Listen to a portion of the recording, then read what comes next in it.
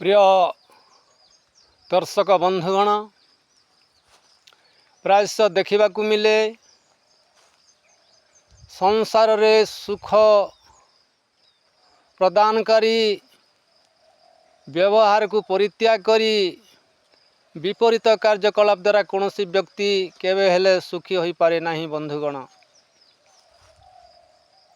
यथायोग्य व्यवहार प्रदर्शन द्वारा ही मनुष्य केवल प्रकृत सुख शांति पाई पारे।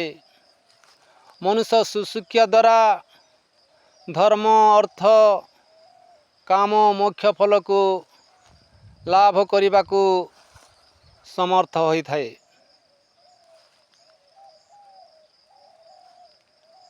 किंतु यही चतुर्वर्ग अभाव रे केवल दुख भोगी बाकू ही पड़ी थाए।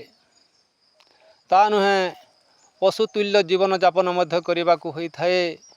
तेणु मनुष्य मात्र के सुशिक्षा द्वारा निजर जीवन कलिका को प्रस्फुटित करने एकांत आवश्यक। बंधुगण बुद्धि ज्ञान विवेक द्वारा ही मनुष्य श्रेष्ठ मनुष्य हो पारिबो एवं अज्ञान मुक्त हो पारिबो।